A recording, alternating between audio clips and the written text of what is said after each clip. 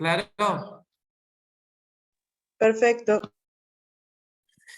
Eh, bueno, la idea de estas preparaciones tienen que ver con abordar los temas que están en el temario, ¿no? Por lo menos los grandes temas transversales más importantes.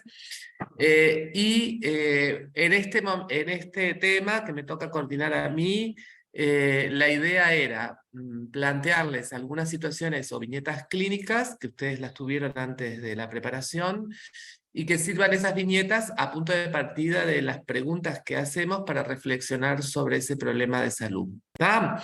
Ya sabemos que la prueba única no va a ser con preguntas abiertas, por lo menos lo que es la recomendación es de que sean preguntas múltiple opción, pero me parece que la instancia preparatoria tiene que ser una instancia que nos ayude a la reflexión. Si no hay intercambio, no vamos a poder después prepararse bien para responder las preguntas que se hagan. ¿Quedó claro eso, no? ¿Quedó claro? Perfecto, sí. Sí. Bueno, entonces les pido por favor que si pueden prender las cámaras mejor, porque así yo miro. Y en realidad lo que les voy a invitar es a que uno de ustedes, el que quiera, comience a leer las viñetas, así nosotros podemos interactuar mejor. No sé por qué demonios no los veo a todos, pero bueno, me voy a arreglar, no se preocupen. Así que si son tan amables, alguien de ustedes que quiera que comience a leer las viñetas, ¿no?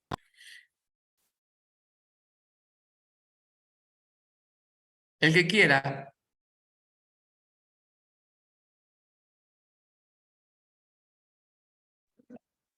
Yo leo. Bueno, Viñe- dale. Viñeta 1. 25 días de vida, sexo femenino, producto de segundo embarazo bien controlado, sin complicaciones. Parto 39 semanas,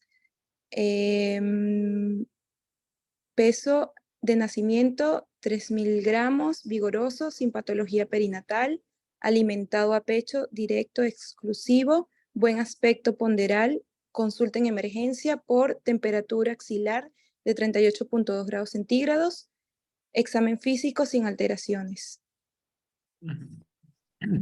Bien.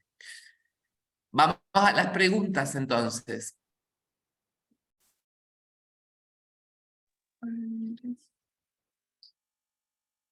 ¿Qué elementos indagaría para interpretar la temperatura axilar 38.2 grados centígrados?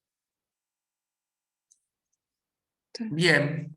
Bueno, vamos a intercambiar entonces un poco cómo interpretan esa temperatura, ese registro aislado, qué información necesitan para poder interpretar correctamente esa temperatura de 38,2 en esta situación clínica.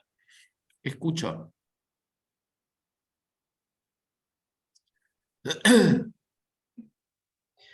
Podríamos, en realidad esa pregunta me generó bastante dudas. No sé si se refería a compararlo con, por ejemplo, con la hipertermia, usar la temperatura rectal para corroborar realmente la temperatura y ver si el calor ambiental, si estaba muy arropado el niño. No sé si se refería a eso. Te muteaste, te silenciaste. Estoy desilenciada, pero en realidad solo quería decir eso. Bueno, pero me parece que es muy importante eso. ¿Alguna otra apreciación? Yo primero haría, como dijo la compañera, constatar la temperatura, que no sea más en los recién nacidos, que a veces están sobreabrigados y eso, que no sea una hipertermia nada más. Y después empezar a indagar si, por ejemplo, en la familia hay alguien que está cursando algún cuadro de algún tipo, para descartar otros focos, o sea, algún contagio, digamos, y después empezaría a buscar no sé si corresponde ahora o es otra pregunta, pero empezar a buscar algún foco en el niño de dónde puede provenir esa fiebre para ver si realmente se trata de una fiebre sin foco o si tiene alguna causa en particular. Bien. Bueno, entonces, con esa respuesta, que me parece que está bien, la pregunta lo que apunta es que si ustedes ven un registro de temperatura elevado, ¿no? En este caso, la temperatura 38,2 no es normal, ¿no? ¿Verdad? O sea, es fuera del rango de normalidad. Nosotros tenemos que tratar de despistar si esa temperatura, primero, si se tomó bien la temperatura, ¿no? O sea, que hay que preguntar, ya sabemos que Padre, se tomó a nivel axilar. ¿Quién habla? no, perdón, yo justo estaba diciendo Sí. de si Bueno, tomaron cómo fue la- bueno, por eso estoy tratando de resumir así podemos avanzar. Primero, esa temperatura es una temperatura que no es normal, ¿no? A nivel axilar, entonces lo que tenemos que saber es, primero, ya sabemos que se tomó a nivel axilar, ¿cómo se tomó esa temperatura? ¿Qué tipo de termómetro se usó? ¿Cómo se registró la temperatura? ¿No, verdad? Porque a veces no necesariamente tiene que ser un registro bien hecho. Lo otro es si esa temperatura es un registro aislado o ya tuvo fiebre o ya tuvo temperatura alterada en otro momento, ¿no? Porque no dice desde cuándo, ¿no? O sea, desde cuándo tiene esa temperatura. ¿Fue ahora un registro único? ¿Repitió? ¿No? ¿Se entiende lo que decimos? Corroborar si tiene temperatura elevada, sí o no. Y lo otro que dicen ustedes del exceso de abrigo y del calor del ambiente es muy importante porque este es un recién nacido, bien como dijeron ustedes, que regula mal la temperatura. Entonces, un exceso de abrigo en condiciones, en una habitación o en una situación muy arropada o muy calurosa, puede generar hipertermia. Para diferenciar si esto es hipertermia o es fiebre, ¿no verdad?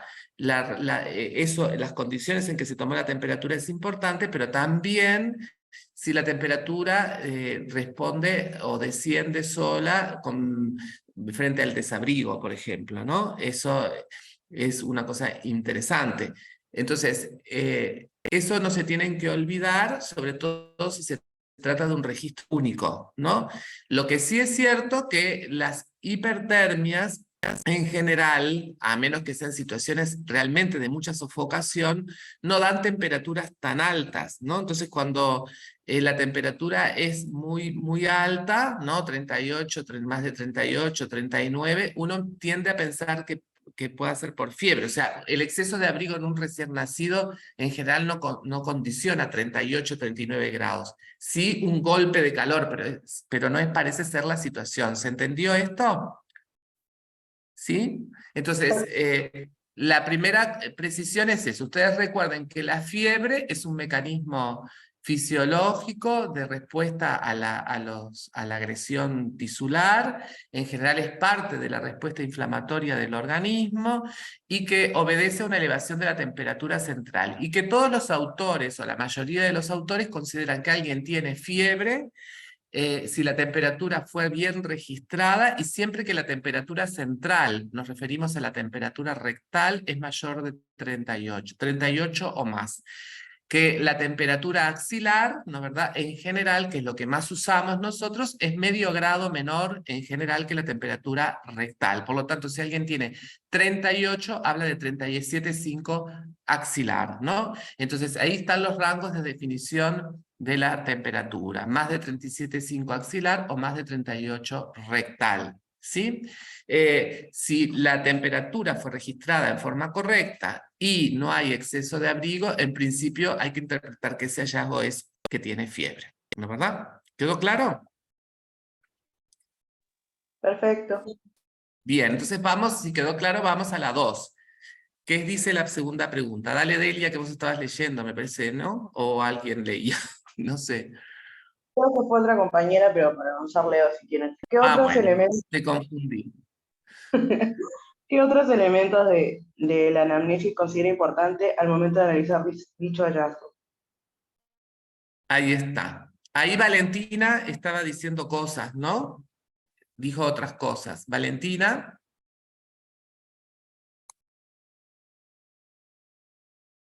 Sí, Valentina Maldonado. sí, Sí, estoy. ¿qué decías?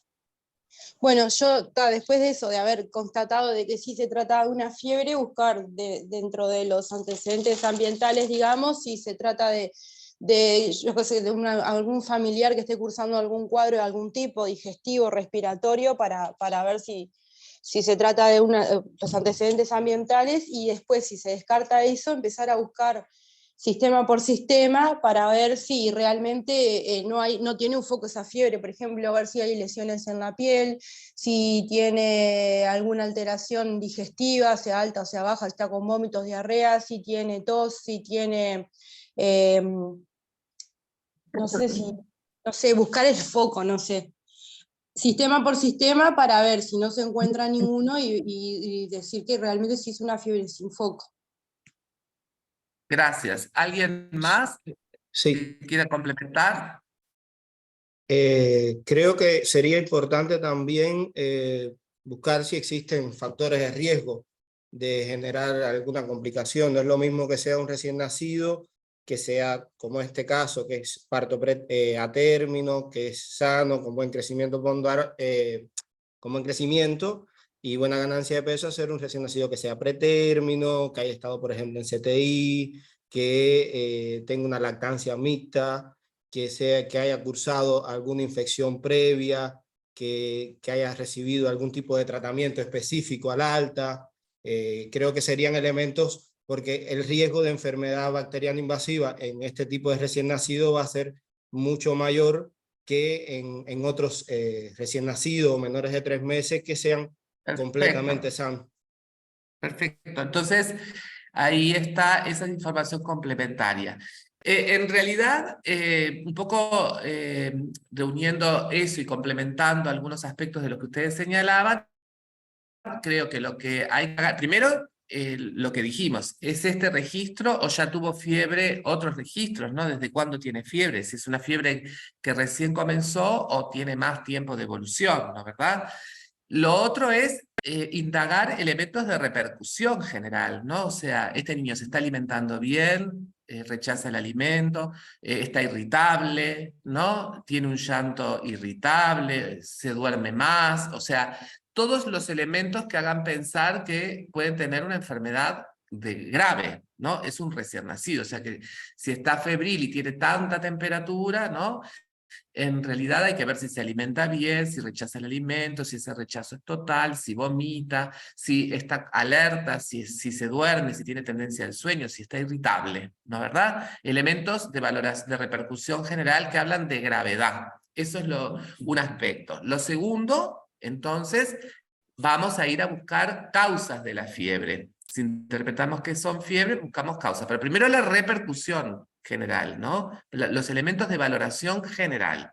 Queda claro que si me dicen que todo es normal, tendremos que empezar a preguntar si realmente no tiene rinitis, no tiene tos, ¿no? O sea, los elementos respiratorios, ¿no, verdad? Si no hay lesiones en la piel, si no vomita, etcétera, si las deposiciones son normales, etcétera. O sea, que uno trata de identificar si hay síntomas acompañantes o no tiene ningún síntoma acompañante.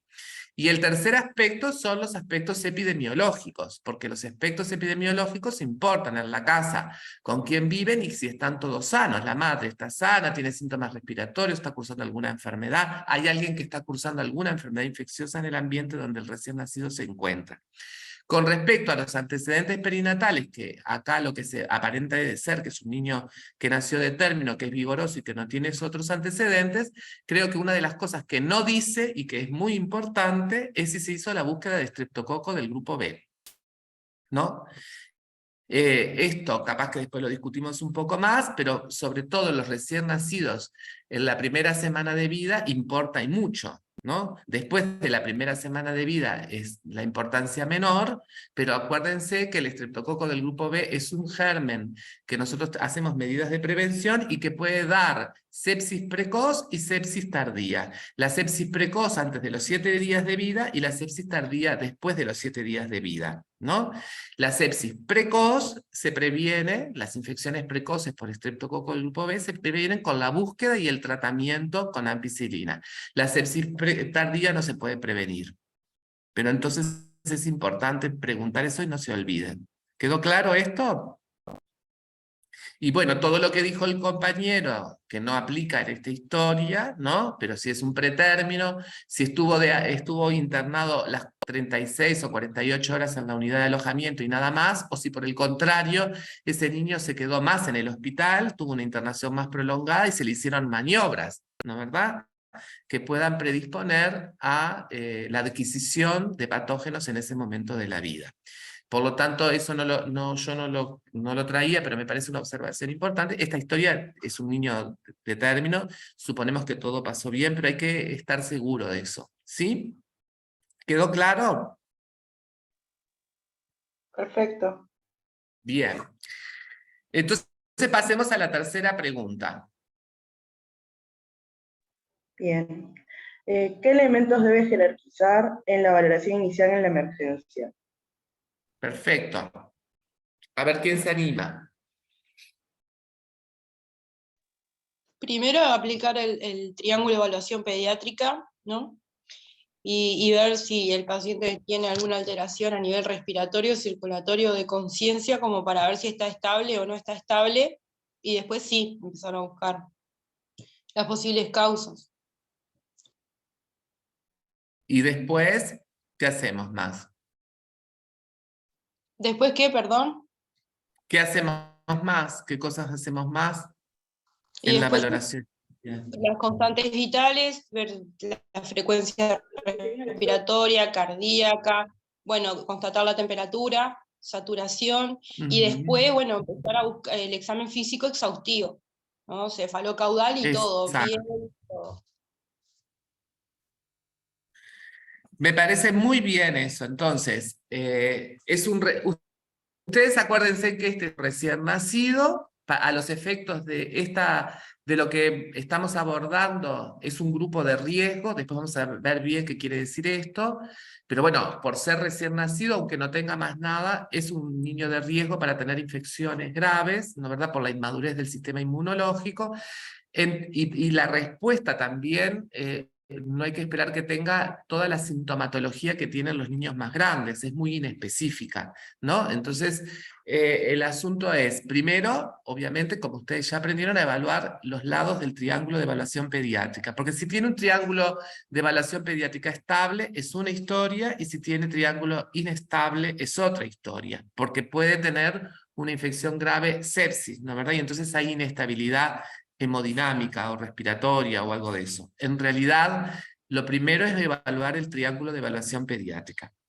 Y segundo, después ir a evaluar las constantes vitales, hay que registrar la temperatura, hay que ver qué frecuencia respiratoria tiene, qué frecuencia cardíaca tiene, cómo satura, cuál es el tiempo de recoloración que tiene, si están los pulsos presentes o no están presentes, y hacer un examen buscando focos.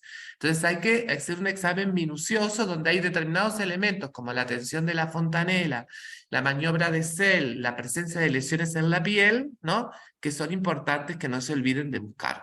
¿Quedó claro esto? ¿Quedó claro? Sí. Sí, perfecto. Sí. Necesito que me contesten porque como están con la cámara apagada, yo no sé si es una cosa que es un monólogo o es un diálogo. ¿Está? Yo tengo Bueno, una entonces, pregunta. sí, ¿quién habla? ¿Sí? Valentina, una pregunta. Por ejemplo, la maniobra de Sell que se hace en los menores de 1 año, ¿no?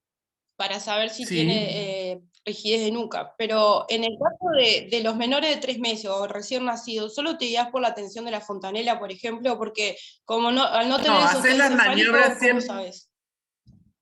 Sí, no, pero no es una maniobra de sostén cefálico la maniobra de Sell, No, ¿no? digo que como que siempre va a caer. O sea, no sé cómo explicarlo. Sí, va a caer, pero si tenés rigidez de nuca no va a caer. Eso es lo que buscas, Está. O ¿no? sea, si está rígido, o sea, Ustedes, la ahí va, lo maniobra que tú aplica buscas, igual. Valentina, lo que tú buscas, Valentina, con la maniobra de Sell es la rigidez de nuca. En cualquier paciente lo haces acostado, flexionando la nuca, flexionando el cuello sobre la cara anterior del tronco.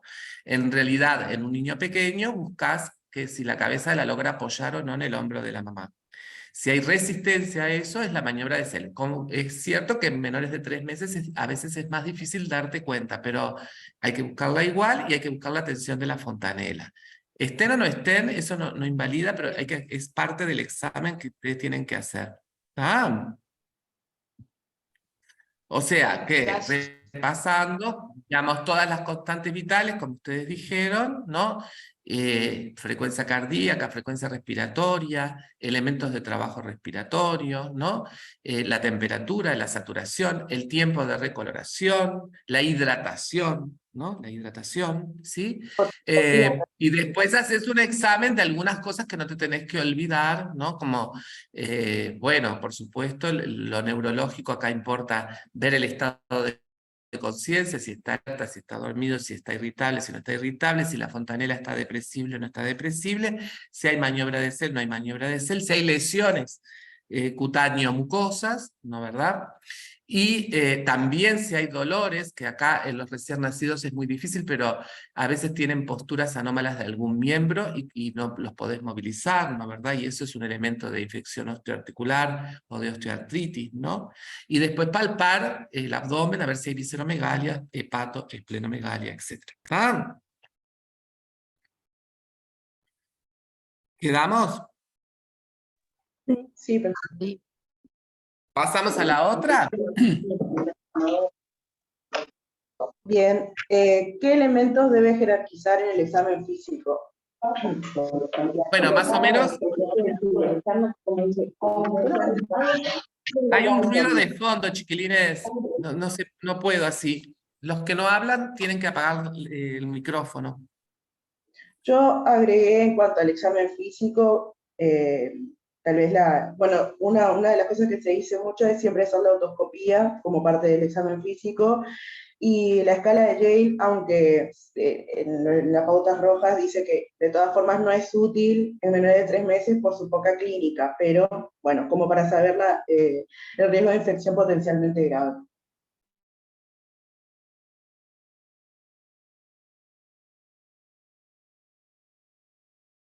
Está silenciado, perdón. Que digo que en cuanto a la autoscopía hay que hacerla, porque el examen óptico forma parte del examen físico, pero lo que quiero decir es que a esta edad no son una infección frecuente, ¿no? No son una infección frecuente en un recién nacido, ¿no? Distinto es en los lactantes más grandecitos, ¿no? Y hay que tener cuidado con los hallazgos de la autoscopía, porque muchas veces se habla que tiene un tímpano rojo y un tímpano congestivo y se interpreta eso como una otitis. Y acuérdense que los signos otoscópicos de otitis no es el tímpano congestivo solamente, sino es el abombamiento timpánico, la pérdida del reflejo o la supuración real, ¿no? ¿Verdad? Estos son elementos de otitis. Tímpanos congestivos podemos tener por cualquier motivo, hasta por llanto, como la garganta, y nos indica que tiene ahí un foco. Eso es importante. ¿Quedó claro? ¿Sí? Sí, quedó claro. Perfecto.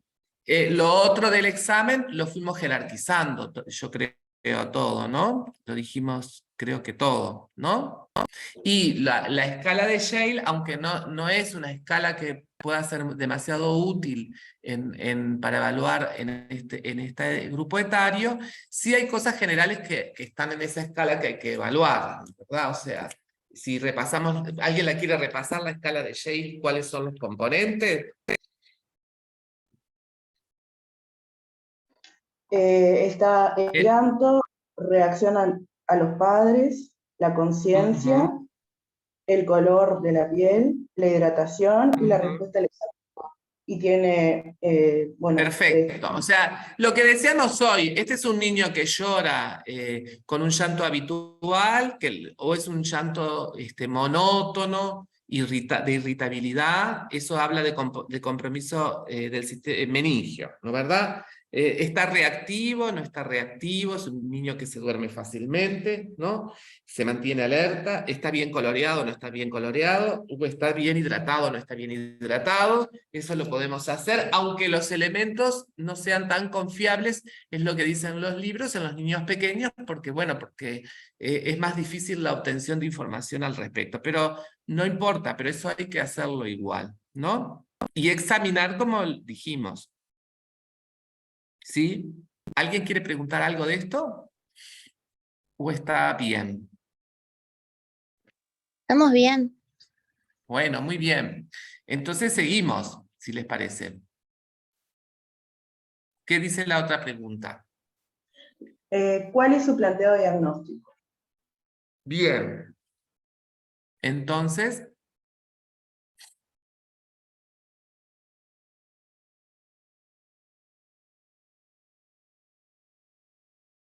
¿qué decimos? Y Bueno. si después de todo el estudio físico exhaustivo y estudiamos todos los síntomas y signos y no encontramos nada, fuimos a todos los sistemas y a lo epidemiológico no encontramos nada, estamos frente a un niño con fiebre sin foco. Perfecto. Entonces, repasá para todos, por favor, el concepto de fiebre sin foco. ¿A qué le llamamos fiebre sin foco?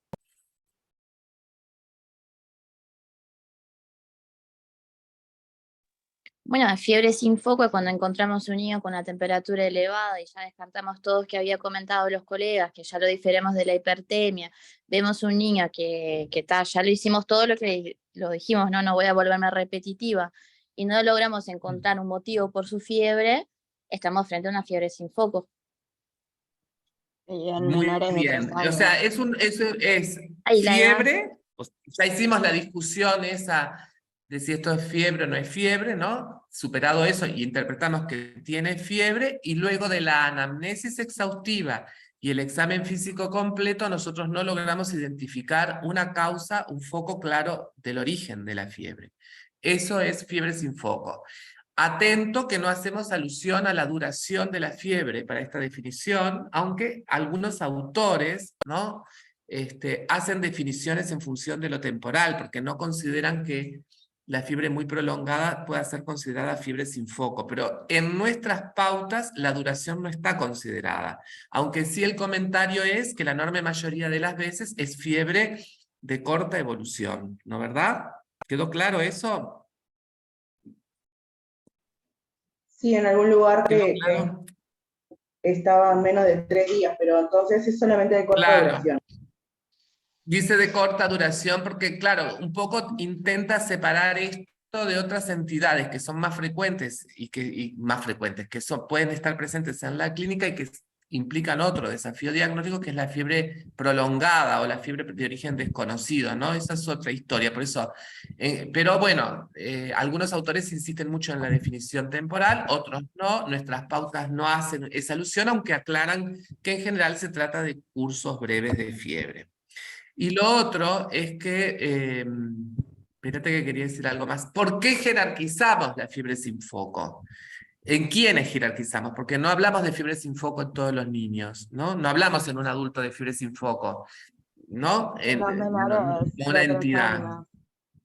Ahí está, muy bien, Lucía. En los menores de 36 meses o de 3 años. Aplica a los menores de 3 años, ¿no? O sea que es un niño con fiebre que luego de una anamnesis y examen físico exhaustivos no encuentro el foco y que es menor de 3 años. ¿Está bien? Esa es la definición de fiebre sin foco. ¿Y por qué jerarquizamos este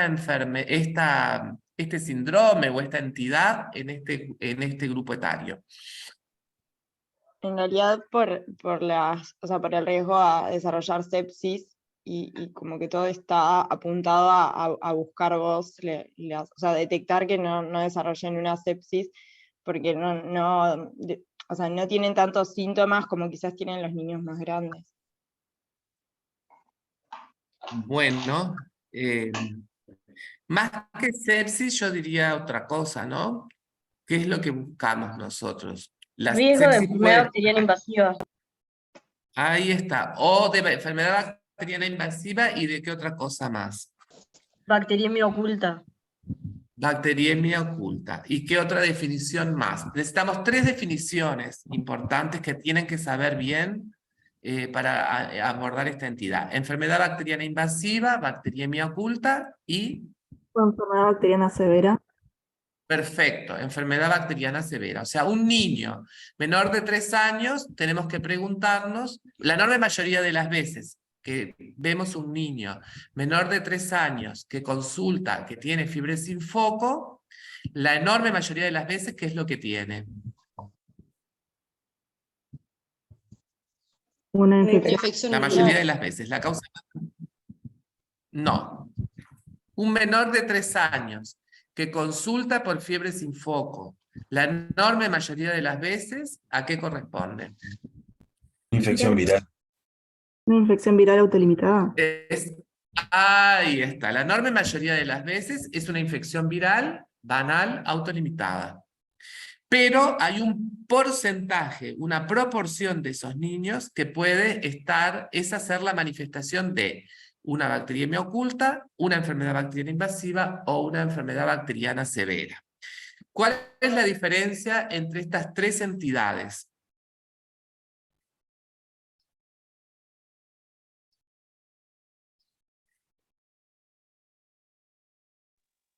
Escucho. Bueno, la bacteriemia oculta se da en un niño con un triángulo, con un TEP normal, signos clínicos.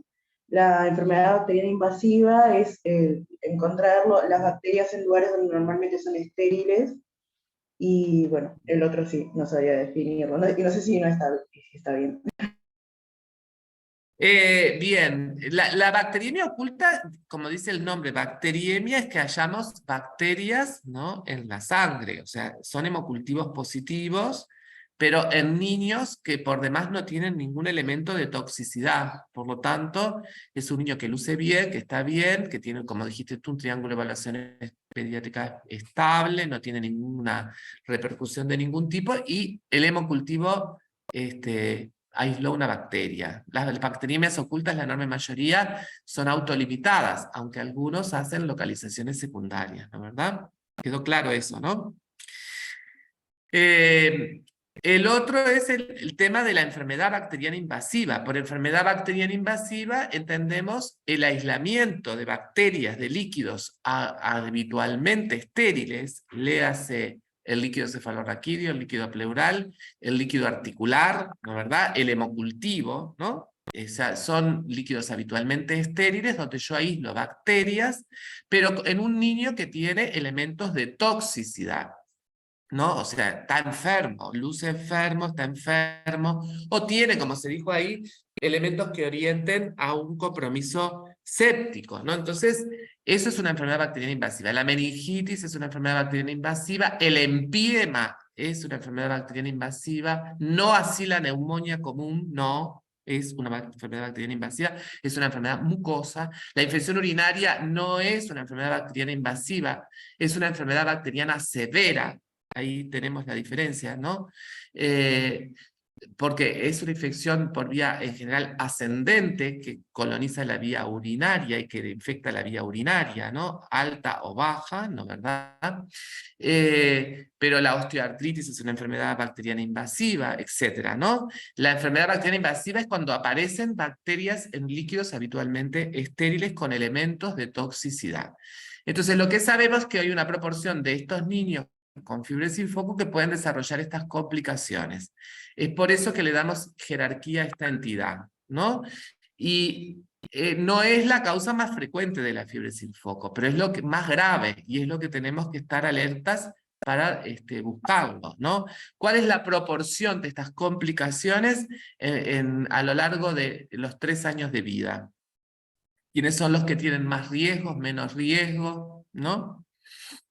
Es mayor en los recién nacidos, con un 15%, y luego se va decreciendo de 1 a 3 meses, de 8 a 10%, y de 3 a 36 meses, de 1 a 3%. Ahí está. ¿Esto a qué se debe esas proporciones que tú citaste? Considero que a la inmunización, a las vacunas, y Bueno, Está. básicamente, y que se van encontrando con bichos en la vida y van adquiriendo inmunidad. Y a la madurez del sistema. Y a la madurez del sistema inmune. Muy bien. O sea, la introducción de vacunas, la vacunación sistemática, sobre todo por neumococo y por Haemophilus influenza tipo B, ha disminuido mucho la prevalencia de bacteriemia oculta y enfermedad bacteriana invasiva, ¿no? La carga de esa enfermedad, eso es uno. Lo otro, a medida que va creciendo, también va perfeccionando su sistema inmunológico y entonces también la probabilidad de que ocurran estas complicaciones es menor. Las proporciones pueden ser variables según la literatura. Yo creo que ustedes están citando los porcentajes que dice la pauta roja. Está bien. Sepan que algunos autores citan alguna otra proporción. Por eso 15 a 20% en el recién nacido, ¿no? 10 o 15% en los de 1 a 3 meses. Pues sí, ya es un 1%, 2% o incluso menos. Nosotros no tenemos estudios epidemiológicos nacionales para que permitan ver cuál es la proporción de estas enfermedades en estos niños, ¿no? De todos modos, más que bacteriemia oculta y enfermedad bacteriana invasiva, lo que predomina como causa de fiebre sin foco, sobre todo en los lactantes, es la infección del tracto urinario, que la consideramos una enfermedad bacteriana severa, pero no una enfermedad bacteriana invasiva, a menos que tenga compromiso séptico o aislamiento de bacterias en la sangre, que haga una bacteriemia, la infección urinaria. ¿Se entiende lo que digo? ¿Sí? Sí, sí, se entiende. Bueno. No sé si hay dudas de estos aspectos, si no, me parece que está muy bien. ¿Podemos seguir? ¿Les parece que podemos seguir? Leo la siguiente Sí. pregunta. Bueno, perfecto. ¿Considera necesario realizar estudios paraclínicos? En caso afirmativo, indique cuáles y en qué orden realizaría. Justifique. Bien. ¿Consideramos necesario hacer paraclínica si hablamos de fiebre sin foco en este niño? ¿Sí o no? Sí, Sí. ¿no? La respuesta es sí. ¿Qué exámenes ustedes pedirían y cómo los irían pidiendo? A ver, ¿qué les parece? Ya decimos qué examen hacemos y para qué, ¿no? O sea, o qué hallazgo ustedes esperan o algo así, ¿no? Para poder avanzar. Valentina, ¿quieres hablar? ¿O Gender, ¿quieres hablar? No sé, les veo caras de hablar. Hablen. Le pediría bueno, una paraclínica sanguínea, un hemograma para ver recuentos de la serie blanca principalmente, plaquetas, después parámetros infecciosos, PCR, PCT, y después le pediría examen de orina. O sea, por eso que hablamos de que la infección bacteriana más frecuente, en este caso fiebre sin foco, es la del tracto urinario. Hacer una muestra de orina, ir avanzando, pedir una radiografía, eventualmente una punción lumbar, o sea, a medida que se van descartando las cosas, ir viendo por sistema la paraclínica, pero empezaría por un hemograma y examen de orina. ¿Están todos de acuerdo con Valentina? ¿O qué exámenes pedirían o harían otra cosa? En el neonato se pide hemograma, hemocultivo, PCR, PCT, examen de orina hemocultivo y la PL, en realidad que es lo que está en las pautas rojas. Lo último es que a partir de los 21 días, si todo el laboratorio es normal, podés no hacer la PL, pero en realidad todavía no está actualizado en la pauta, todo el resto lo tenés que hacer. Y de las Eh, nasales también yo no escucho, se está cortando, no sé quién habla, capaz que se puede acercar más al micrófono. María Eugenia, deseo de la forma faringeo para el panel respiratorio. Bueno, acá lo importante, nosotros tenemos una pauta, ¿no? Y ustedes pueden seguir la pauta, pero lo importante no es solo lo que dice la pauta, sino también fundamentalmente el razonamiento del por qué tiene que ver eso, por qué lo harían, ¿no? Este es el grupo etario que tiene mayor riesgo de enfermedad bacteriana invasiva, como dijimos, los menores de 30 días, o sea, los recién nacidos. Entonces, independientemente de que tenga síntomas de toxicidad o no, este no los tiene, ¿no? Es un chiquirín que luce bien, que está todo bien, que el triángulo es estable, bla, bla, bla. Si es todo así, es un niño que luce bien, pero como decíamos, la proporción de enfermedad bacteriana invasiva es la más alta de todos los grupos y la inexpresividad clínica es una característica del grupo. Por lo tanto, es el grupo en el cual hay más consenso, en el que tenemos que ser un poco más invasivos, intentando identificar si hay o no realmente una enfermedad bacteriana invasiva, o en su defecto, una infección viral grave. Y voy a reflexionar sobre esto, porque puede tener una infección viral grave, ¿no? Particularmente la infección por herpes simple, ¿no? Que da meningoencefalitis, fundamentalmente toque encefálico. Entonces, con eso en la cabeza y teniendo en cuenta eso, es que nosotros orientamos los exámenes, ¿no verdad? Es decir, la razón de hacer la punción lumbar, ¿no? No es porque la meningitis es lo más frecuente, ¿no? No.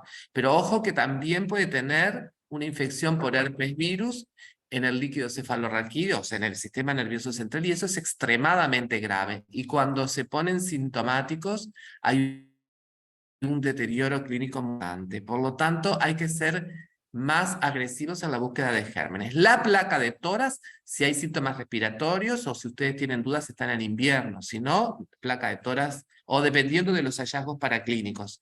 No siempre. Y los antígenos virales, si estamos en época de circulación de virus, pueden ayudar. Pero ojo, que hay veces que hay concomitancia de infección viral y bacteriana, ¿no? Entonces, la paraclínica que nosotros sugerimos es realizar los reactantes de fase aguda, hemograma, proteína C reactiva, PCT, procalcitonina. A veces no disponen de todos los reactantes, eso es en el hospital, sí, pero tienen que saber que no en todos los hospitales o en todos los lugares de práctica van a tener los 3 reactantes, por lo tanto hay que saber cuál es el valor de cada reactante, ¿no? Por sí solo y sumado. El examen de orina, que tenemos que saber en qué condiciones hay que tenerla y para qué, el urocultivo y el hemocultivo y la punción lumbar. Especialmente, como se dijo, si es más chico, pero digo, en este grupo no se duda tanto de hacer la punción lumbar con análisis citoquímico y bacteriológico del líquido cefalorraquídeo. ¿Qué es lo que buscamos en esos exámenes?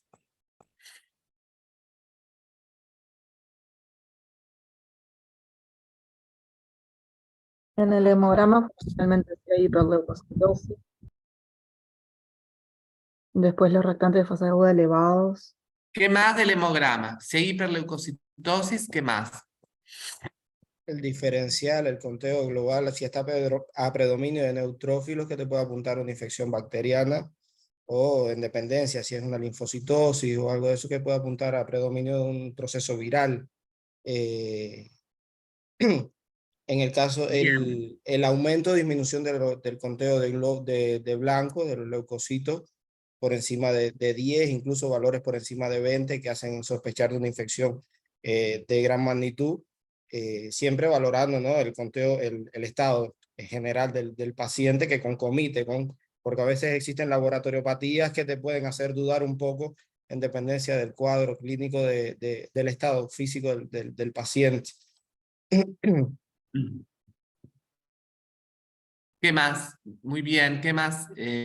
O sea, en el hemograma importa el conteo de los glóbulos, importan las 3 series, ¿no? Porque digo, también importa saber si tiene anemia, importa si las plaquetas son normales o no, porque las plaquetas a veces también son un reactante de fase aguda y pueden estar relevadas, ¿no? Pero además a veces cuando es una enfermedad muy grave puede haber consumo. Entonces, por eso importa mirar todo el hemograma. Obviamente que para la orientación a una enfermedad bacteriana invasiva, importa si existe ese reactante está elevado, si hay un recuento, como se dijo, leucocitario aumentado, si es a predominio neutrofílico y sobre todo de formas inmaduras, ¿no? Eso es lo que debe orientar a la infección bacteriana. También a veces el recuento bajo, ¿no? También es un factor de riesgo, ¿no? Eso lo tenemos claro, ¿no? ¿Sí?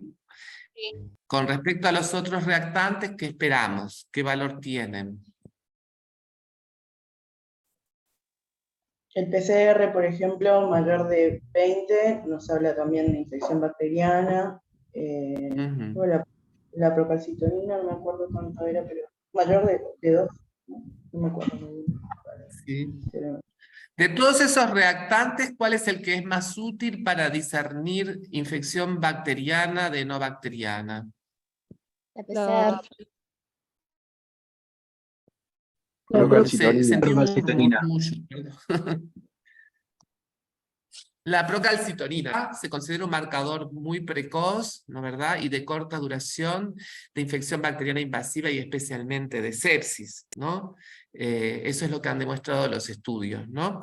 En relación a la PCR hay distintos valores de corte, pero creo que está bien lo que manifestaron ahí los compañeros. Pero bueno, cuando vas sumando reactantes, eso tiene mucho más valor todavía, ¿no verdad? O sea, una cosa es tener un reactante elevado, la PCR elevado con fórmula normal, ¿no? Y otra cosa es tener los 3 reactantes elevados, ¿no? Eso suma puntos para tener riesgo de enfermedad bacteriana invasiva grave, ¿no? Bien. Después, ¿qué más? Dijimos el hemocultivo, que tienen que sacar hemocultivo, ¿no verdad? Eso es importante. Y tenemos que sacar urocultivo, ¿no? ¿Sí? La orina, ¿para qué puede servir?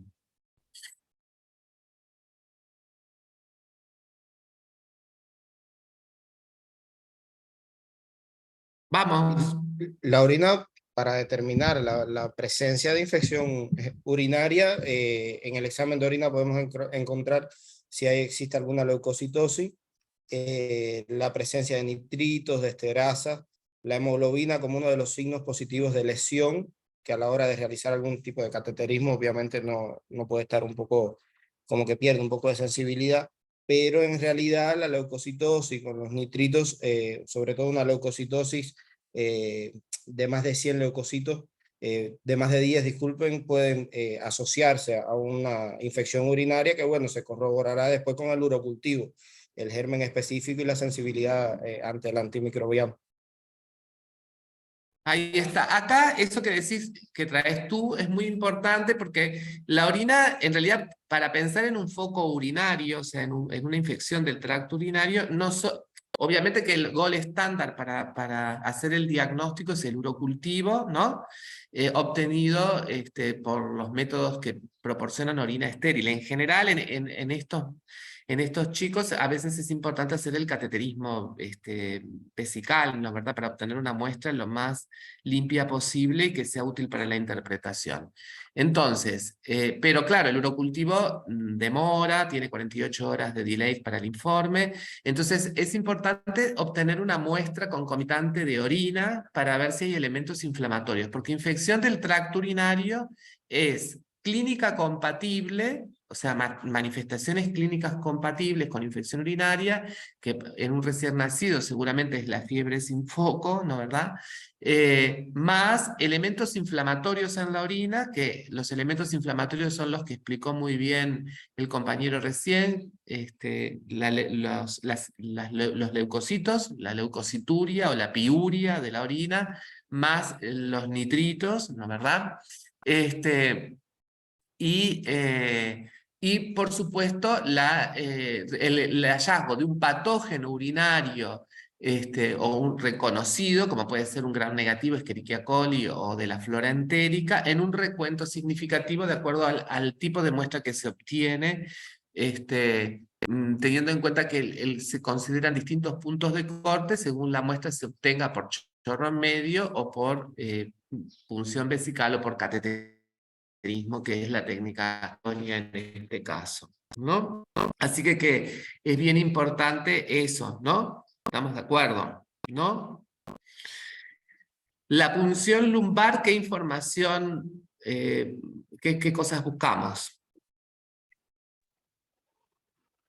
vamos a pedir un citoquímico, bacteriológico y virológico también, ¿no? Y de acuerdo a ¿Qué es eso, lo que en el citoquímico que miramos? Células. Células, ¿qué más? La También el composición, aspecto del líquido, o sea, si es claro, si es purulento, y también para saber si es si tiene características de exudado, o sea, si orienta más a que sea bacteriano o viral solamente por el aspecto. No, el aspecto no, el citoquímico. El aspecto a veces siempre es un líquido medio citrino, claro. Lo que digo es la parte citoquímica, ¿no? ¿Qué es lo que miramos del citoquímico? Uno es la celularidad. Este es un líquido que tiene pocas células y cuando hay inflamación, las células están aumentadas. Las células pueden ser a predominio mononuclear o polimorfonuclear, ¿no? A predominio mononuclear, en general, orientan a las infecciones virales, ¿no? Y las a polimorfonuclear orienta a las infecciones bacterianas. Pero además hay una composición química. El líquido tiene una determinada concentración de proteínas y de glucosa. Si el líquido tiene elementos inflamatorios, la proteinorraquia está aumentada, la glucorraquia está baja o puede estar normal. Entonces eso es lo que miramos del líquido para ver si tiene una meningitis o una meningoencefalitis a líquido claro, ¿no? O a líquido supurado, ¿no? Porque en definitiva así se clasifican de acuerdo a las características licuorales las infecciones meningias del sistema nervioso central, ¿no? Otra cosa que quería decir es que hoy por hoy, ¿en qué consiste el estudio bacteriológico del líquido cefalorraquídeo?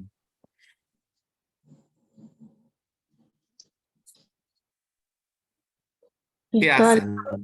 líquido y también está el panel viral que se puede hacer en líquido cefalorraquídeo. ¿Sabes que te escuché cortado? Perdóname. Que está el cultivo para la parte bacteriana y después para lo viral está el panel viral que está disponible en algunos lugares, que cuenta con un, o sea, PCR para algunos virus que dan meningoencefalitis viral. Bien.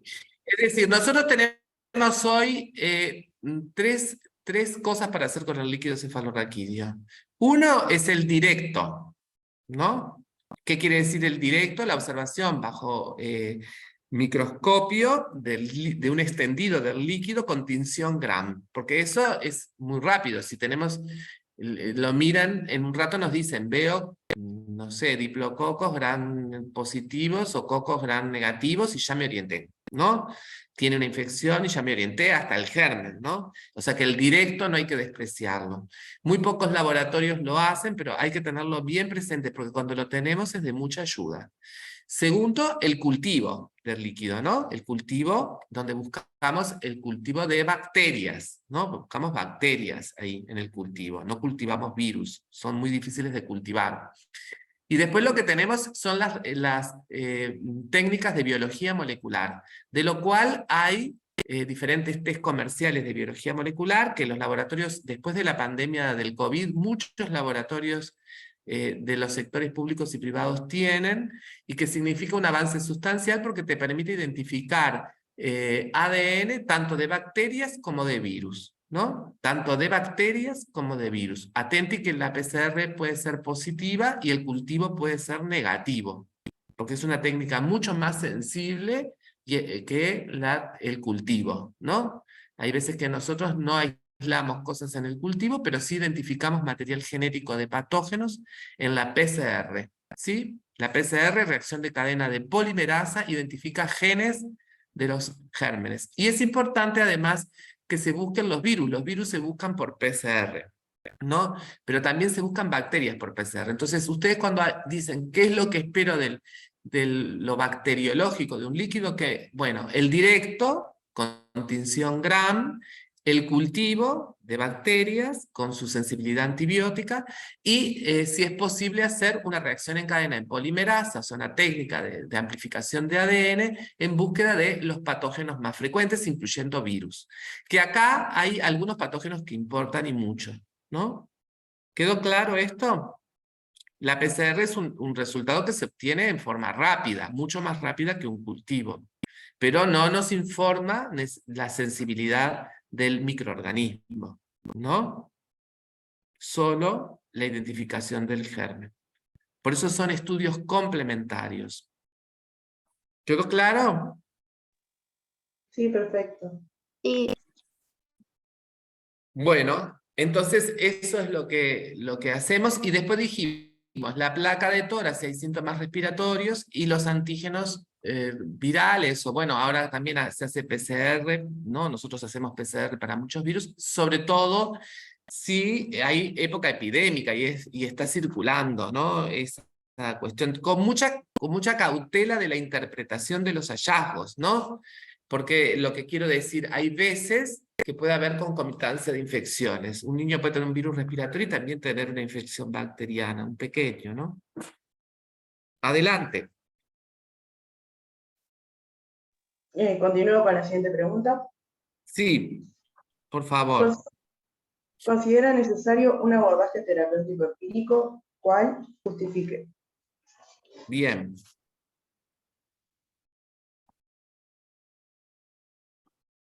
Profesor, disculpe, ¿puedo hacer una pregunta? Sí, claro, por supuesto. Me genera la duda, entonces, si el protocolo, o independientemente de que, por ejemplo, este niño tuviera, no sé, rinorrea, igualmente por el riesgo de enfermedad bacteriana invasiva, ¿le tendríamos que hacer la PL? No, por el riesgo, si tiene rinorrea, la rinorrea sola escasa, no justifica, no alcanza como para explicación de fiebre sin foco. Está. No le damos tanta importancia. Una cosa, viste, que tiene un poquito de rinorrea, a menos que esté chorreando mocos, ¿no? ¿Me explico? Sí. Eso es distinto, pero la rinorrea escasa hay que ser cuidadoso con eso. ¿Está?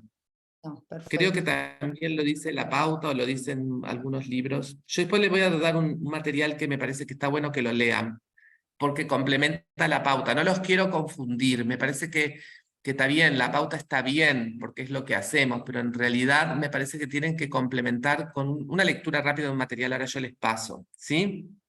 Perfecto, gracias. Muy buena tu pregunta, es muy importante. En este hospital nosotros cuando la rinorrea es muy escasa, igual le hacemos, somos invasivos en el recién nacido, ¿está bien? Bárbaro. A mí Gracias. una consulta. A mí no me queda claro si a todo menor a 3 meses le hacemos la PL, que en alguna pauta lo No menor de 3 meses, estamos hablando de un recién nacido. está. Ojo, el niño de 1 mes a 3 meses tiene otras consideraciones. Estamos Bien. hablando del recién nacido. Sí, también muy importante esa apreciación. ¿Está? ¿Estamos? Sí. Bueno, dale que me estoy agotando la cabeza. Yo y tenemos como 2 historias más. Bueno, yo en esa pregunta respondí, que pueden complementar, dado que es un grupo de riesgo por el sistema inmune inmaduro, por mayor riesgo de bacteriemia y escasa relación clínico con la gravedad, definiría el ingreso, empezaría así un tratamiento empírico, que bueno, en las pautas lo que está determinado es hacer ampicilina más cefotaxime, y en caso de que vea riesgo de encefalitis herpética por la clínica y tanto la paraclínica, como sería, bueno, lo que hablamos, el aumento de las células en líquido cefalorraquídeo, signos meningios, convulsiones, déficit focal neurológico, agregaría la ciclovir. Nada, eso. O sea, nosotros en este grupo etario el mensaje es que hay que ser el grupo que hay que tener más cuidado. Eso es el concepto, así que lo que tú decís está bien. En general es un niño que si interpretamos que tiene fiebre sin foco no se puede ir para la casa, tiene que quedar hospitalizado, en eso hay consenso. Y también hay cierto consenso en que así como se es más agresivo con los exámenes, también se es agresivo con la terapia antibiótica. Por supuesto que va a estar muy guiado a medida que vas obteniendo la paraclínica, ¿no? Se entiende, ¿no? Porque si después tiene claro líquido de meningitis, un claro líquido de infección urinaria, eso es otra historia, va cambiando la historia, no estamos hablando en un niño que no hay clara orientación.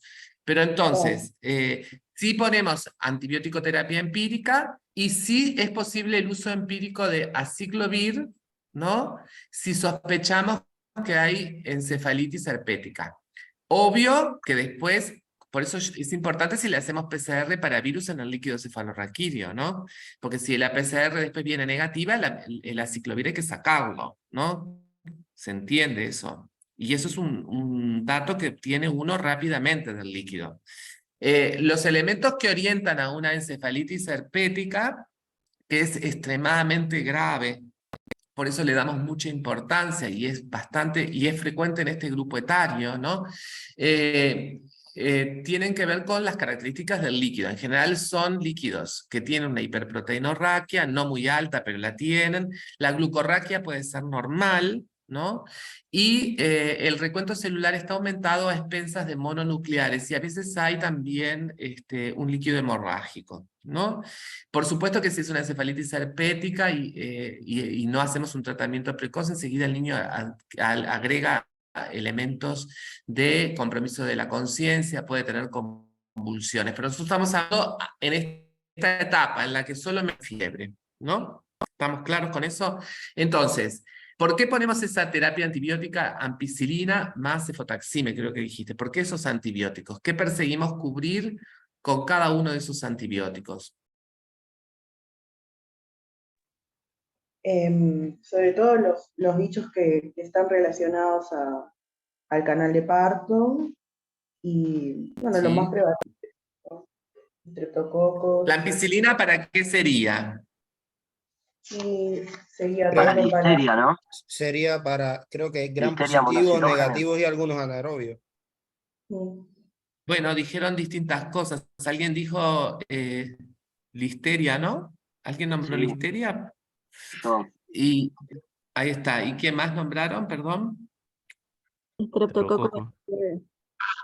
Claro, yo creo que de eso para la listeria también sirve, pero digo, no nos podemos olvidar que Streptococo del grupo B puede ser un germen importante, dijimos hoy, ¿no? Y que da infecciones tardías después de la primera semana y para el cual la búsqueda de Streptococo en la embarazada y el tratamiento no es efectivo. Por lo tanto, Streptococo del grupo B es un germen que puede estar, y la listeria también, y son sensibles a la ampicilina, ¿no? La cefalosporina de tercera generación, ¿para qué está puesta? Para la E. coli puede ser, que también es del canal. Ahí está, para los gram negativos de la flora entérica, ¿no? Y también de paso cubre, bueno, neumococo, la ampicilina también lo cubre, ¿no? Podría cubrir Haemophilus influenza, productor de beta-lactamasa si fuera, ¿no? O sea, todos esos, si hay posiblemente un meningococo también, ¿no? Es decir, un poco pensando en el canal del parto y otros gérmenes que pueden estar causando problemas, ¿se entiende? Y para los cuales el niño todavía mucha inmunidad no tiene, ¿no? Así que esa es la justificación de la terapia empírica y después la ajustaremos a los resultados de todo el estudio bacteriológico que se haga, ¿no? Bueno, muy bien. ¿Alguna duda de esta parte? ¿Les quedó claro? Me quedó duda con respecto a la definición de enfermedad bacteriana severa. Eso incluye a la infección del tracto urinario, que es lo que habíamos visto, pero como tal, ¿cómo se definiría como diferenciarla de la enfermedad bacteriana invasiva? No te escuché mucho. ¿Cuál sería la definición exacta, ¿no? semántica de la enfermedad bacteriana severa, como para diferenciarla de la enfermedad bacteriana invasiva, que no me quedó claro? La infección urinaria es considerada una infección severa en este grupo etario porque en general es una infección alta que puede evolucionar con complicaciones, tanto supurativas como funcionales y estructurales, de dejar cicatrices, y por eso decimos que es una enfermedad bacteriana severa, pero no es invasiva porque no tiene por qué aislarse en ella hemocultivos positivos, ¿no? Se transforma en invasiva cuando hay bacteriemia. ¿Está? No hay una definición concreta de infección bacteriana severa, es para distinguir esta causa de infección, que es una infección principalmente mucosa, ¿no? Del resto de las infecciones, ¿no es verdad? Es Perfecto. grave para nosotros, ¿sí? Severa de Perfecto, ok. grave, ¿no? ¿Está? Bien, Por gracias. las repercusiones estructurales, funcionales y las posibles complicaciones que tiene, ¿sí? Perfecto, quedó clarísimo, gracias. Bien, entonces, bueno, podemos pasar, aunque sea a la segunda, ¿no? Para mirar algunas peculiaridades. Si les parece, lean la segunda situación y vemos algunas peculiaridades de este niño. Capaz que no analizar todas las preguntas, pero bueno, para poder contrastar con este otro, ¿no? A ver si alguien lo lee. ¿Te animás a bajar la viñeta que se ve la 1? Bien. Espera un poquito. Gustavo, perdone la interrupción. Hay algunos compañeros que están en sala de espera, si los puedes aceptar. Ah, perdón. Se desconectaron. ¿Cómo hago? A ver, para un poquito porque yo soy medio tremendo con esto. Voy acá.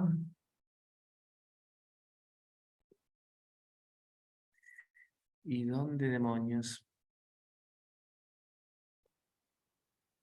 Acá, a ver. Admitir. Ya les di, ¿está? Bajo la historia. Entonces, ahí. La segunda dice esto, ¿no? A ver si alguien la lee.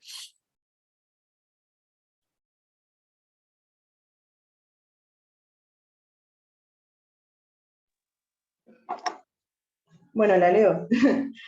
2 meses. Saliste votada para toda la actividad, Delia. Lo leo. 2 meses, 20 días, sexo masculino, sin antecedentes perinatales, ni personales a destacar. Consulta por fiebre de 12 horas de evolución de hasta 38,6 axilar. Escasa rinorrea, sin otros síntomas. Examen físico sin alteraciones. Hermano de 3 años que concurre a jardín. Eso es lo que dice. Ahí está. Esta historia voy a comentar y después vemos si quedan algunas dudas. La pusimos un poco con los comentarios que surgieron hoy. Es re frecuente que en pleno invierno, ¿no? Un niño consulte por fiebre y tenga un hermanito que concurre al jardín, ¿no? Y capaz que tiene un poquito de mocos y nada más. Y después el examen es normal, ¿no? Entonces, ahí estaba la compañera, que ahora no me acuerdo cómo se llamaba, perdón, pero que introdujo el tema de la rinorrea, ¿no? Una cosa es tener rinorrea abundante, con obstrucción nasal, como digo yo, que chorrear los mocos, ¿no? Que realmente tiene una cosa bien importante, y otra cosa es que tenga una escasa rinorrea, ¿no? Cuando tiene escasa rinorrea, no sé si eso, tomarlo como la única manifestación de fiebre en un niño pequeño es complejo, ¿no? Y la enorme mayoría de los autores concuerdan en que eso hay que, bueno, no desestimarlo, pero no quedarse como que esa es la única explicación de la fiebre, sobre todo si el niño tiene fiebre elevada, ¿no? Entonces, ¿qué tiene de particular esa historia? Tiene eso, que es como un distractor, ¿no? Suponemos, está en invierno, tiene un hermano, estamos en invierno, tiene un hermano que va al jardín, que seguramente lleva y trae virus respiratorios, y él tiene un poco de rinorrea nada más, ¿no? Y el resto del examen es normal. Entonces, y está en un grupo de riesgo que no es un recién nacido, pero tampoco es un niño mayor de 3 meses. Está ahí, ¿no? Es un niño del grupo intermedio de riesgo, digamos, ¿no? No del grupo de mayor riesgo, pero tiene un grupo, es el grupo que ustedes dijeron que la probabilidad de enfermedad bacteriana invasiva es más o menos, dijeron como el 10%, algo así. No me acuerdo ahora qué porcentajes manifestaron, pero bueno, es del intermedio. Entonces, es un grupo de riesgo que hay que mirar, ¿no? En este grupo, la infección del tracto urinario comienza siendo una infección importante. Entonces, a veces hay concomitancias, ¿no? de infecciones virales leves con focos urinarios. Eso se ha visto en algunos trabajos hechos por nosotros también. Y bueno, lo que hay que valorar muy bien, primero si tiene factores de riesgo este niño, ¿no? Que como se dijo en la historia anterior, bueno, este niño no es un pretérmino, no sabemos si recibió las vacunas de los dos meses, ¿no? Porque es muy importante haber tenido aunque sea una dosis, aunque tener una dosis no protege globalmente, pero bueno, tener vacunas no es lo mismo que no tenerlas, ¿no? Eso es importante, si no fue un pretérmino, no fue un pretérmino, si estuvo internado, no estuvo internado, si recibió antibióticos, no recibió antibióticos, si tiene alguna comorbilidad que justifique que tenga alguna condición que favorezca infecciones, ¿no? Evaluado eso, en realidad nosotros vamos a decir que igual, si es una rinorrea muy escasa, que tiene una fiebre sin foco. ¿Se entendió eso, no? ¿Sí? Sí, perfecto. O sea, lo pusimos para hacer eso. Entonces, ¿qué elementos de la anamnesis indagaría que resultan relevantes en esta situación? Lo fuimos diciendo. ¿Qué elementos debe jerarquizar del examen físico? Es siempre lo mismo, que ¿no? Si hay elementos de toxicidad, el triángulo, ¿no? Los signos vitales, el examen desglosado. Y otra vez entraríamos a pensar que más allá de los antecedentes epidemiológicos y de presentar una rinorrea escasa, que quizá pueda ser una infección respiratoria, en este niño creo que igualmente hay que tomarlo como un niño con fiebre sin foco y buscar un foco que explique que tiene casi 39 de temperatura, ¿no? Eso, entonces, nosotros consideramos que es necesario evaluarlo con exámenes paraclínicos, pero bueno, acá capaz que este niño, obviamente como estamos en invierno y tiene esos síntomas, importa buscar, ¿no verdad?, lo respiratorio, los virus respiratorios, ¿no? Si los virus respiratorios, sobre todo la búsqueda de influenza y virus respiratorio sincicial y adenovirus, son una búsqueda interesante porque puede ayudar a despejar un poco la duda si la tiene, aunque no nos deriva de que busquemos sobre todo el foco urinario, en un niño que luce bien, es un niño que luce bien, ¿no verdad? No tiene elementos clínicos de toxicidad. No sé si esto están de acuerdo conmigo. Ok. ¿Sí? Una ¿Estamos de pregunta. acuerdo? Sí. En este caso, entonces, primero haces el virológico con el aspirado nasofaringio y en caso de que te dé negativo, le pedís la paraclínica sanguínea. Claro, exactamente. En caso de que dé negativo, pido la paraclínica sanguínea y me centro mucho en la orina, ¿no? También, ¿no? Este niño tiene que tener una valoración del foco urinario, ¿no? Si vos tenés, es decir, por eso las preguntas van orientadas a eso. Tiene fiebre, sin foco, y en realidad no tiene factores de riesgo, porque si tiene factores de riesgo eso cambia, ¿no? Si tiene factores de riesgo probablemente hay que hacer más invasivo, pero si no tiene factores de riesgo, como tiene algún síntoma respiratorio y sus antecedentes epidemiológicos, busco, ¿no es verdad?, los antígenos virales, con las limitaciones que tiene, que no buscamos todos los virus, que no sé qué, hay que hacer una buena muestra, etc. Si los antígenos virales son negativos, en principio, bueno, ahí no tengo más remedio que hacer la valoración con reactantes de fase aguda, que ya hablamos de ellos, y también la orina, ¿no? La orina y el urocultivo. La orina porque, como dijimos hoy, hay que ver si tiene elementos inflamatorios, ¿no verdad? Y el urocultivo para la confirmación. ¿Se entendió?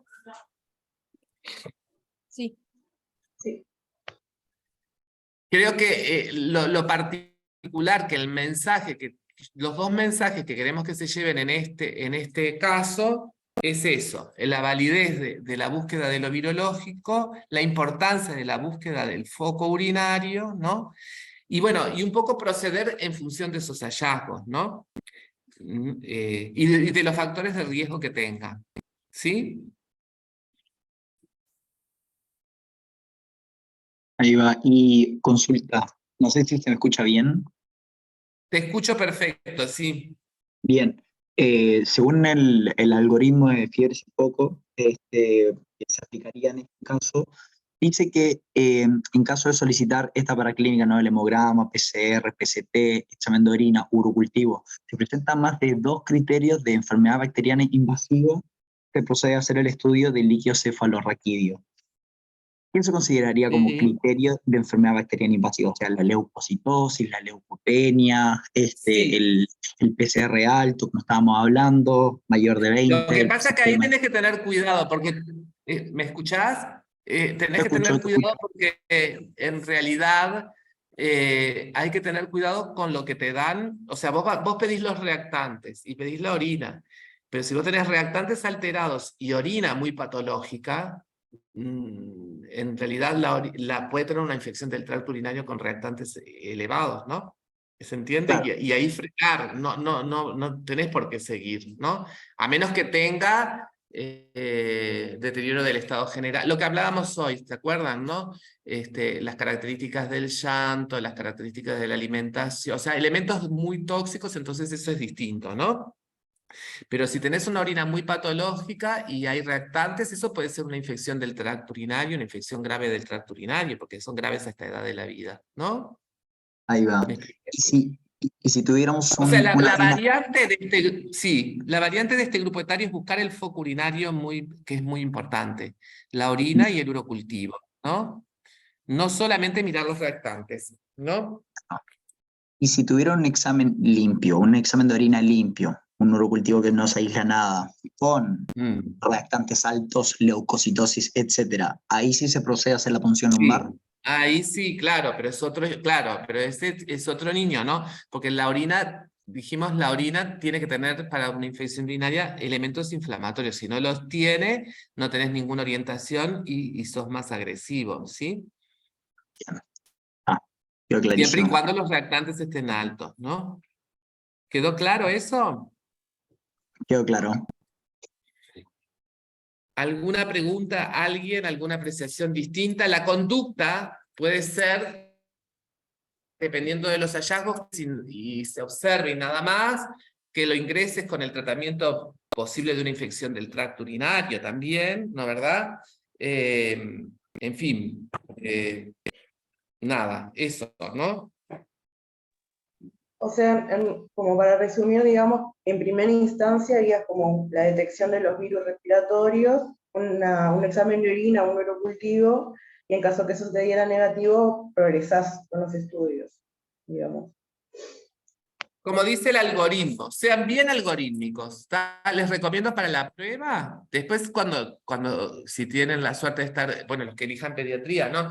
Si, ese tema lo vamos a trabajar más, pero para ustedes, para la prueba, lo que yo creo que tienen que llevarse bien es como que tienen que aplicar el algoritmo, ¿no?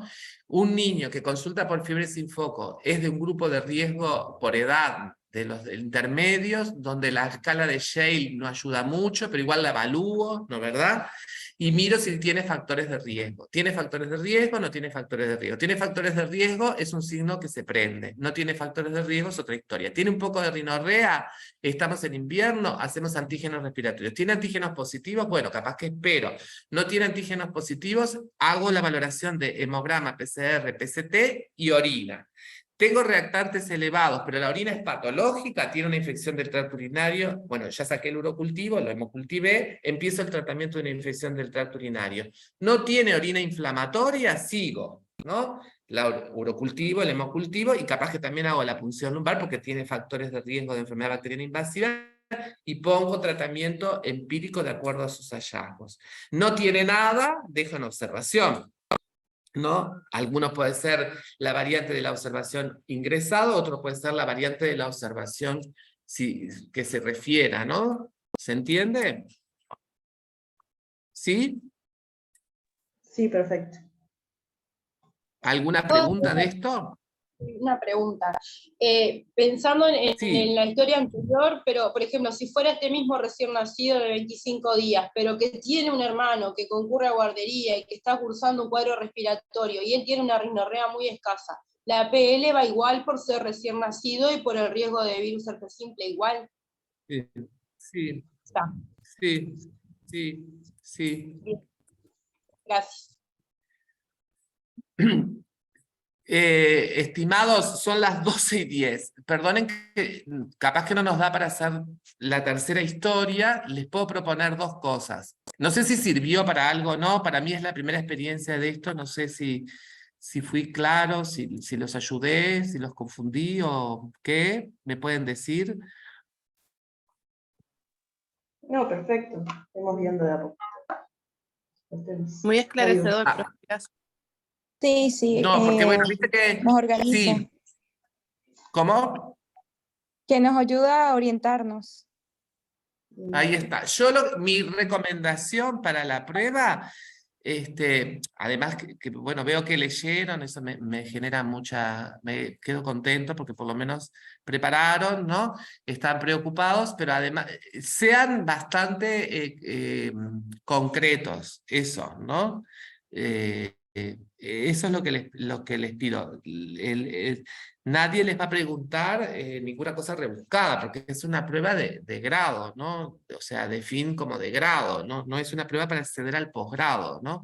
Entonces, guíense por las recomendaciones, sean bastante prácticos en ese sentido, ¿no? Y busquen el fundamento de lo que dicen los algoritmos, o sea, esa es la recomendación mía, ¿está? Si quieren, si nos da el tiempo, en algún otro momento terminamos de ver la historia y si me quieren mandar preguntas, no tengo ningún problema. Yo les quería recomendar una bibliografía que ahora a ver si la tengo por acá. Esperen un momentito. Igual se las recomiendo porque está en español. Es un autor que seguimos acá. Me parece que leerlo también esclarece algunas cuestiones. Espera que estoy buscando la cita.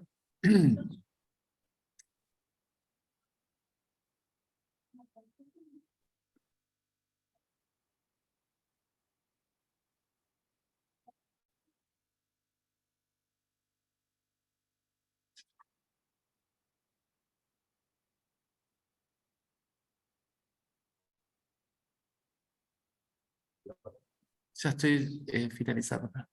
Les recomiendo este artículo que es de Gómez. El autor se llama... ¿Me escuchan? Sí. Sí, sí. Bueno, el autor se llama Gómez, uno, y el otro se llama Mintegui. Y es Fiebre sin foco. Lo bajan, no hay mucho misterio, en Google lo encuentran. Es de una revista que se llama Pediatría Integral 2018. Y son 7 páginas, no es muy largo, y está escrito muy, muy bien, muy claro los conceptos, ¿no? Se llama Fiebre sin foco, de Gómez y Mintegui, Pediatría Integral 2018. Les recomiendo que lean la pauta y que lean este artículo y que vuelvan a la pauta, porque ¿qué pasa? Los que elaboraron la pauta nuestra, los que participamos de esa elaboración, nos guiamos mucho en los conceptos de Mintegui, de estos autores españoles que tienen una muy buena sistemática de abordaje del tema. ¿Tá? Algunas cosas son exactas, otras no tan exactas, pero bueno, pero está bueno que ahí es más conceptual. ¿Está? ¿Sí? Sí, sí. Discúlpame, te Bueno. consulto lo último. Cuando les llamás las Sí. pautas de ustedes, ¿están publicadas en la página del Ministerio de Salud o algo? Pues yo soy de Argentina y casi siempre para el examen único nos guiamos por las guías del Ministerio de Salud. No, las pautas nuestras no están colgadas online. Es un libro que adquirís a través de la oficina del libro. La oficina del libro está en la Facultad de Medicina. Se llama Atención K, Normas Nacionales de Diagnóstico, Tratamiento y Prevención. La 9ª edición, porque es la última. Este tema está en la página 329. ¿Tá? Esas son las normas que los han elaborado. Si quieren, yo después les puedo dar a Ana, que coordina, las 2 citas que les mandé. Yo con esas 2 citas, leer la pauta y leer el trabajo de Mintegui, me alcanza para este tema. ¿Está? Perfecto, muchas gracias. Bueno, quedamos así. Bueno, que tengan buena jornada y nos vemos. Chao. Gracias, profesor. Gracias. Saludos. Gracias. Gracias.